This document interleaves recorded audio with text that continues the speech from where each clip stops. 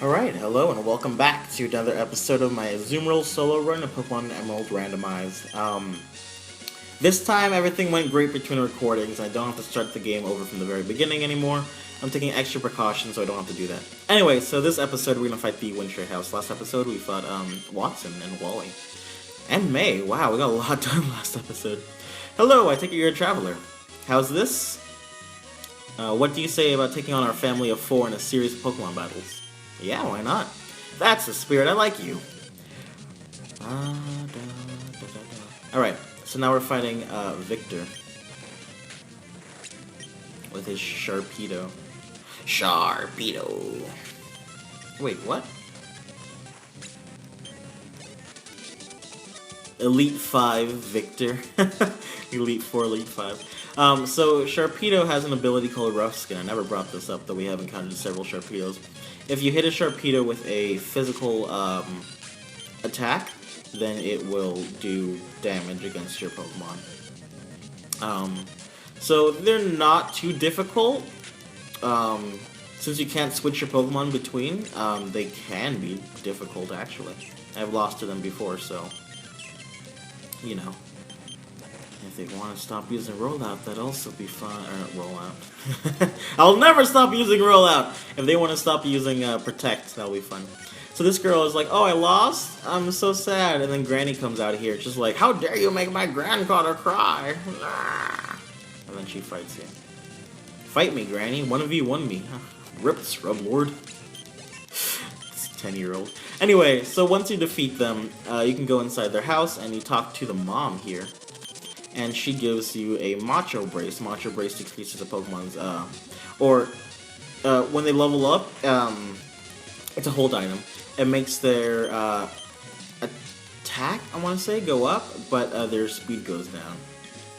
I won't be using it except the Lucky Egg.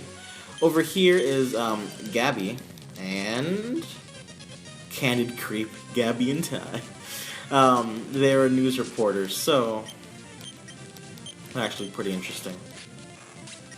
So you fight them, and then once you beat them, usually they have a Whismur and a Magnemite. But after you beat them, you can do an interview, and you can, here we go. You can choose one of these different things and create, or yeah, just say a word or whatever. Voices. So what I'm gonna do is, yeah, so once you do this, you'll be able to see it on a TV later on in the game. So I'm going to, I don't know, do something special off screen, and then next time we're at a TV, I'll show you guys what I did. So I'll be right back. Alright, and we're back. So I typed it in that thingy, and next time on a TV, I'll show you guys what I wrote. Hopefully, if I remember. If not, then whoops. Nothing too fancy, but something interesting.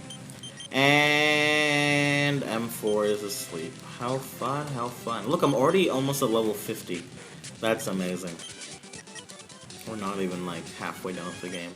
Are we close to halfway done? What would be the halfway point, would I say? Well, I guess gym-wise would be after Flannery. Like right around Norman and stuff, because the game has a little bit extra stuff. So, we're almost to half the game. Not quite there yet, though. So up here, all these people have like numels in the normal game. So it's really funny if they have a Sharpedo. Right around this mountain. And a Paris. Yeah, I was saying before, Paris's alternate palette color is kind of odd. So over here is Mountain Man. Mountain Man! So, a weird thing about the Mountain Man, their overworld sprite has a, like, pink cap, but, you know, obviously in their actual trainer sprite, they have a brown cap.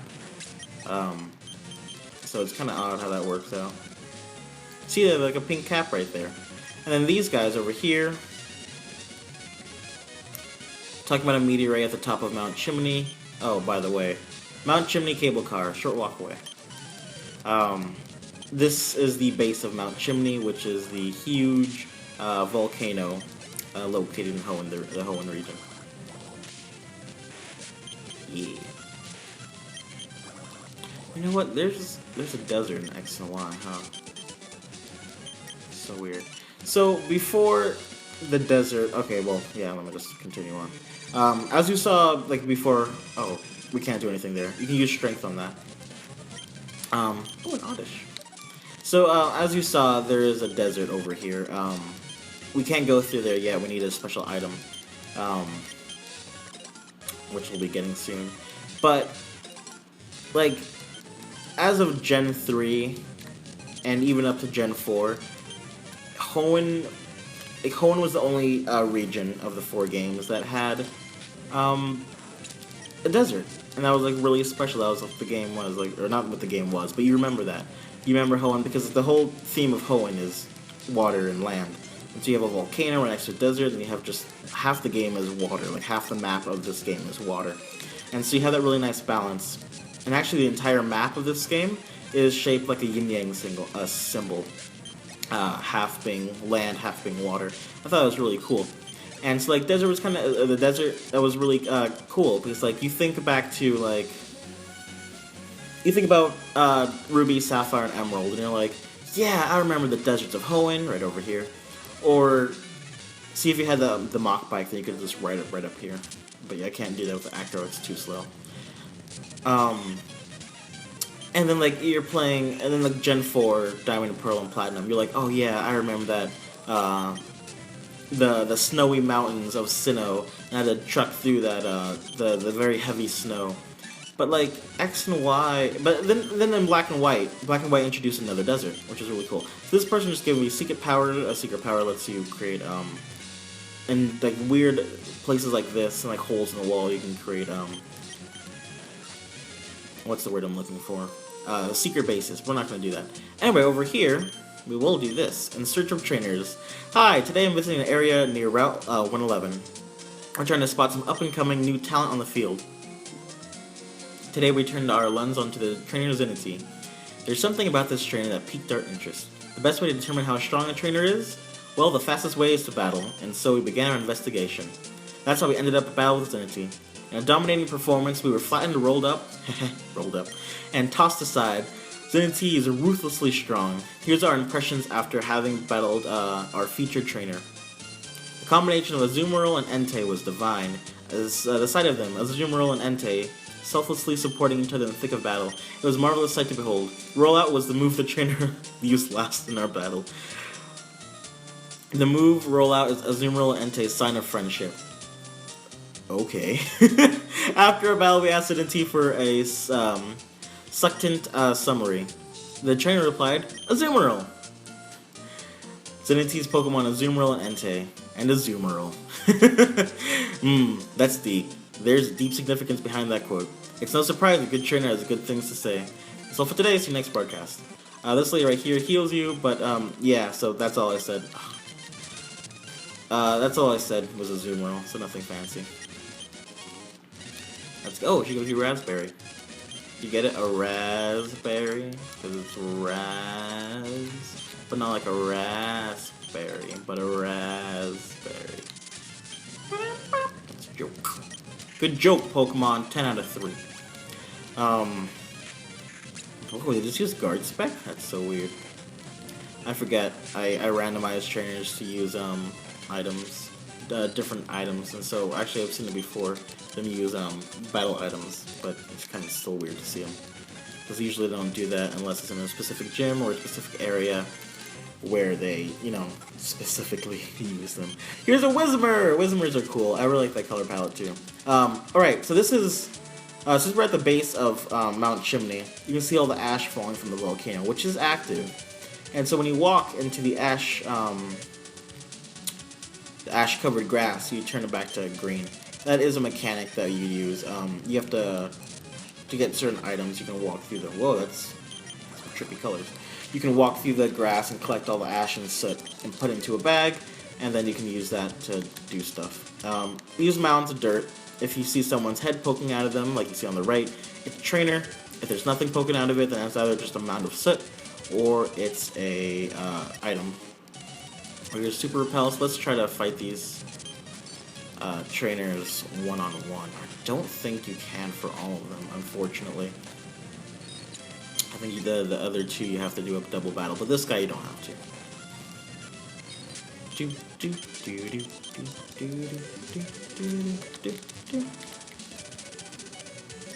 So, you guys know what my favorite Pokemon is. Now it's Mudkip. So I wonder what your favorite Pokemon is. So Mudkip, how it started off was like I learned of the joke a long time ago, like, oh, I heard you like Mudkips. I was like, oh man, that's so funny. And so I looked up a bunch of pictures of Mudkips and stuff, and I was like, oh, Mudkip's pretty cool. And eventually Mudkip became my favorite Pokemon because of that. I just looked at Mudkip so much, I was like, oh, you know what, Mudkip's really cool. And so I always picked Mudkip as my starter Pokemon when I replayed Emerald, and then I decided to finally do a solo run with Mudkip throughout the whole game, and that was really cool. Sergeant Nibbles was his name. I think I still have Sergeant Nibbles. Here's a Nugget. Nugget's the same thing as Stardust. You can sell it for multiple monies. 500 Poké Dollars, I believe, you can sell a Nugget for. Stardust is only like 250. So, Nuggets are more. See the little hole in the wall that was on the left? I'll show you after this fight. You can use Secret Power. Once you teach it to a Pokemon, you can use Secret Power on that hole in the wall to make a secret base. I'm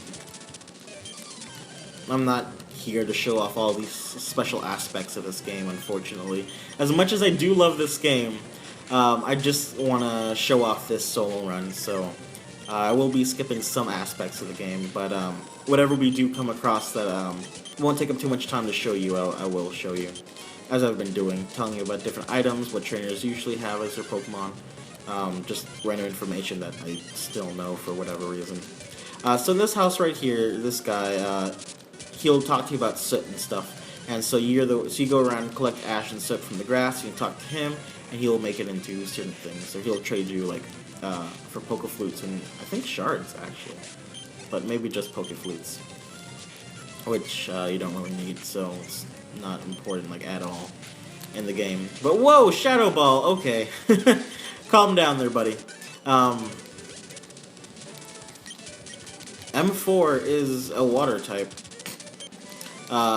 And in Gen 6, since they introduced fairy types, Azumarill's lines, Azumarill and Azumarill, have all become part fairy type as well, which just makes them complete dragon slayers, since they can use Ice Beam and, you know, be a fairy. Fairies are dangerous, man. Don't underestimate the fairy. I really like the name M4. It's short to the point. So this place... So this area, we actually get 2 moves I'm going to be adding to... That I would be adding to M4's moveset, I should say. One of them that we get here that we can get right now is Dig.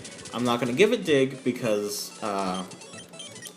normally I'd get rid of Rollout for Dig. But since Rollout is so amazing, I'm not gonna do that. We don't need Dig anyway.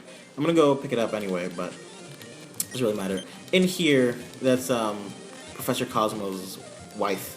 She's basically saying, look at Azrael. She's basically saying that that Cosmo's gone missing. You have to go and help him. So we talked to this girl. She'll give you Dig.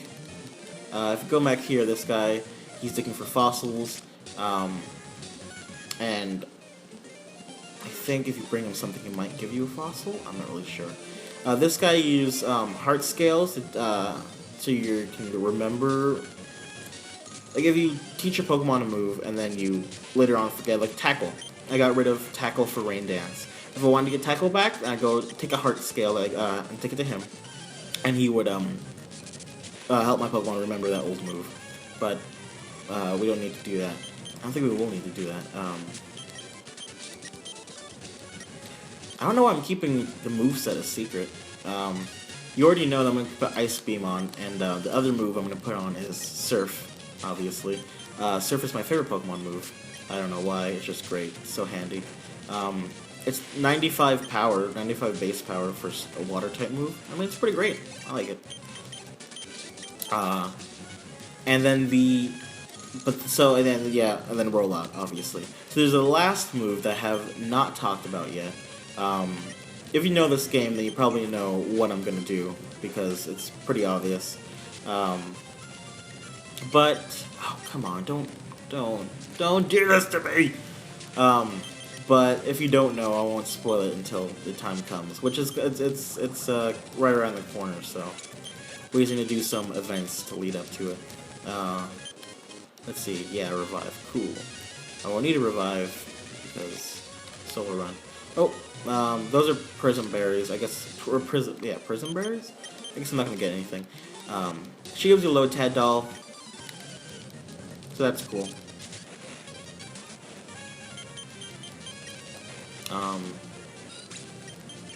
Does she normally give you a low Tad doll? Either she gives you, yeah, she does. There's a person in the game corner who gives you, a doll, which is based off of whatever your starter Pokemon was. But we didn't go, we didn't really explore the game corner much, so we didn't pick that up. What you can use dolls for is for your secret base, which, I'm not going to show off, unfortunately. Some weird Weedles. Weedle. Dinosaur Steve. Okay. The item finder. Why I'm bringing that up right now is kind of random. The item finder in the remakes of this game are, there's an item right here. Carbos! Hooray! I think Carbos is for attack, I want to say. Speed. Oh. because it's a brave nature, it doesn't need speed, so it doesn't work. Oh, protein on the other hand. Protein is for attack. There we go. Won't have any effect. Alright, so... Alright, anyway. So in the remakes of this game, this is, there are huge craters around this area, and if you put the item finder on, it actually appears. The item finder in this game does not appear on your character. You have to use it, and then if it doesn't sense anything, move to the next area, then use it again. It's kind of annoying. But in the newer games, you put it on, look like little, not bunny ears, but like insect antennas, and they glow and they beep and stuff as you get closer to an item. They work a lot better than they do in this game. And there's a few items you can get in the craters, which is kind of cool. But we're not talking about the remakes, we're talking about Emerald. And Emerald is a... Stop paralyzing me! And Emerald is a fantastic game. It's not rage-inducing. Stop! Why? Why? It's not rage-inducing at all or anything. It's a really fun game that the whole family can get together and play. Now Loaf is just gonna die. Like, you didn't need to. I'm gonna go ahead and use a berry on M4 because that paralysis can be really annoying. That's what berries do. I don't think I've talked about berries yet. I have cherry berry. They each have different tastes, which are good for Pokemon with different tastes. Alright, just because that's gonna be annoying. I don't want to annoy you guys. Annoy me either, I'm gonna heal Loaf. Oh, did I just skip this guy? Alright, here we go. Oh yeah, this guy's, oh, I skipped his text, but he's like, yodeling, hee-hoo. Yodeling. Or yodeling, if you will. But don't, because that's weird. I was totally saying something, and I really don't remember what I was saying. So my bad. Anyway, up here is something important. No, not that full heal. I mean, past this. We're in Meteorite Falls or whatever. This place is important later on. But right here is our first introduction to Team Magma. Team Magma plans to get rid of all the sea and just create more Earth. Meanwhile, Team Aqua, as we see here, plans to do the exact opposite. Over here's Cosmo, and we save him. And they say that the leader of Team Magma actually took the meteorite that Professor Cosmo found. And so we need to go do something about that. Anyway, we get to the end here, and now we're out. And if this place looks familiar to you, it's because this is all the way back near Rustboro. Yeah.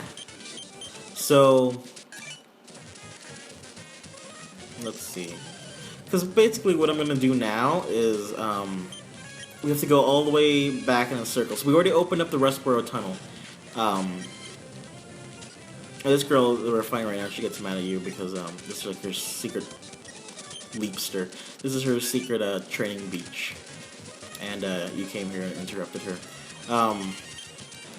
what our next plan to do is to go back to where we were before, at the base of Mount Chimney, like where we fought the two guys. I talked about the guy with the pink hat. Didn't actually have a pink hat. We need to go back there and go the other way that we couldn't before because there were Team Magma Grunts blocking the way. But now that we activated that sequence that we just finished, they moved. Oh, look at Chansey. That's the first time seeing a Chansey. Let's use a double edge on it. Chanseys have a lot of health. Speaking of Chansey, if you Blissey has like the most health in the game. It can get so it can get so much health that let's use it on rollout. It can get so much health that it actually wraps around itself and loses all of its health. But for right now, I'm just gonna I'll show you on the map where I'm gonna meet you. So we have a map now. Also, this is the time to go talk to Mr. Stone if you want that.